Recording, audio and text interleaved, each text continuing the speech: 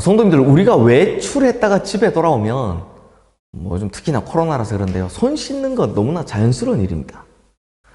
그리고 운동하고 나서 땀으로 범벅이 되면 샤워해서 몸을 씻는 것도 너무나 자연스러운 일입니다. 그런데 우리가요, 우리 몸이 더럽혀졌을 때 씻는 것은 너무나 자연스럽게 여기면서 내 영혼이 죄로 인해서 더럽혀졌을 때 내 영혼을 깨끗하게 씻는 것은 그렇게 자연스럽게 여기질 않습니다. 자연스럽게 하지도 않고요. 왜냐하면 이유가 그거죠. 우리 영혼이 우리 눈에 보이지 않기 때문입니다.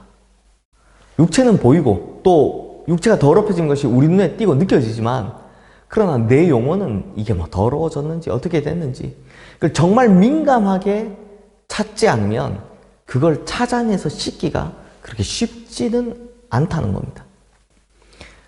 그런데 어쩌면 육체보다 영혼을 더 정결하고 더 깨끗하게 씻어야 하는 이유가 있습니다.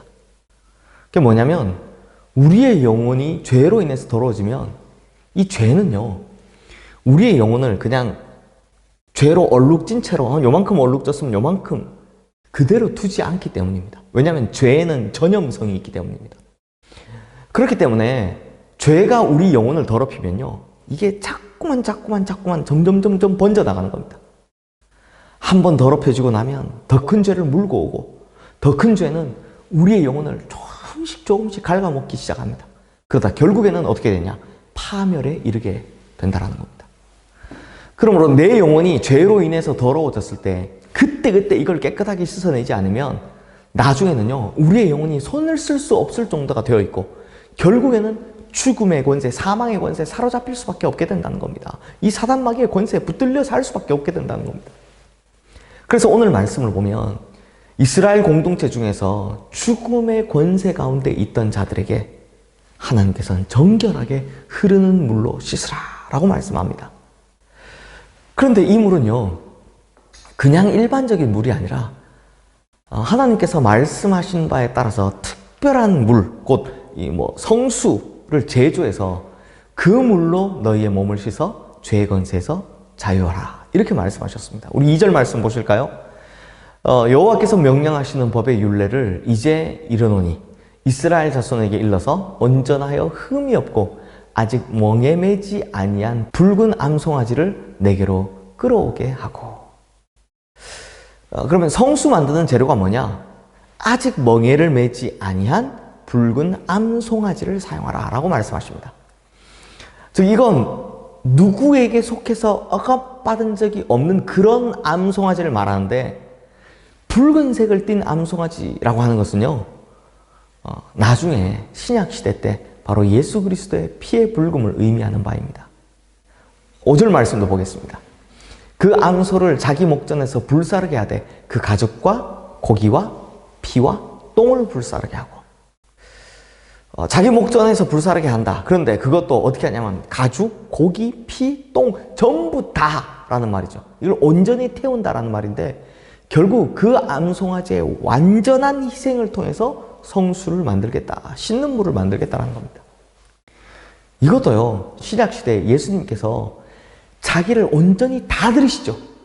온전히 다 드림을 통해서 우리를 위하여 그 흐르는 피로 정결케 하신 것처럼 이 생수 만드는 법과 예수 그리스도 이 보혈은 비슷한 구도를 가지고 있습니다. 그리고 9절 말씀에도 보면 이렇게 해서 태운 재를 가져다가 보관하여 두고 나중에 정결하게 하는 물을 만들 때 사용하라 라고 하시는데요. 그러면 이제 이 성수를 언제 사용하느냐? 11절 말씀입니다. 사람의 시체를 만진 자는 이래 동안 부정하리니. 즉 사람 시체 만진 자를 정결하게 할 때 사용하라고 하시는 겁니다. 또 14절 말씀 보실까요? 장막에서 사람이 죽을 때의 법은 이러하니 누구든지 그 장막에 들어가는 자와 그 장막에 있는 자가 이래 동안 부정할 것이며.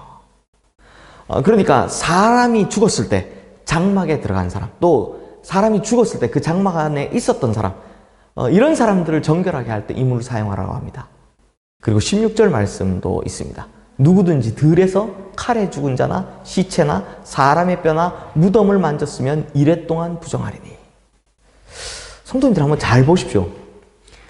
이 성수를 쓰는 대상, 세 가지 보셨죠? 이 세 가지의 공통점이 뭡니까?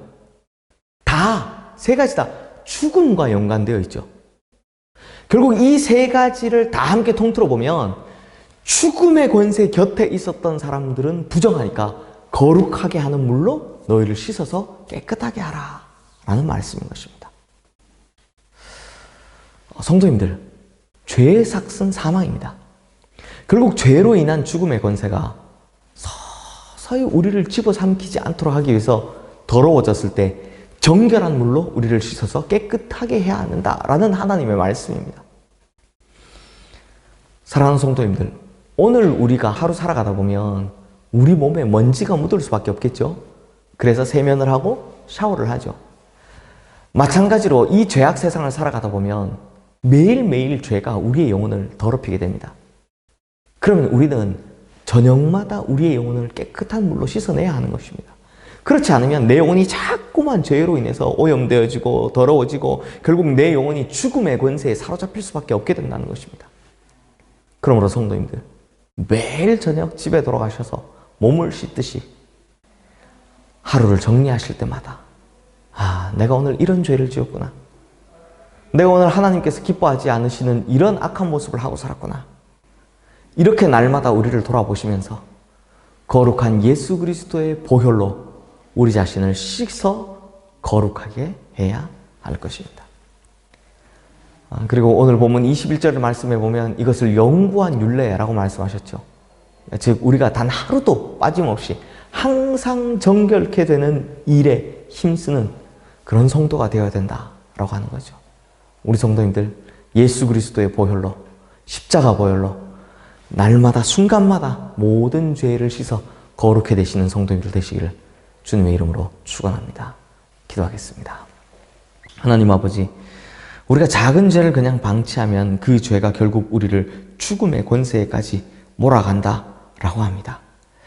결국 이 죽음의 권세에 가까이 있었던 사람들이 빠져나올 수 있는 유일한 방법은 씻음 받는 건데 오직 예수 그리스도의 보혈만이 그 모든 죄를 씻어낼 줄로 믿습니다. 그리고 죽음의 권세에서 우리를 해방시켜 줄 줄로 믿습니다.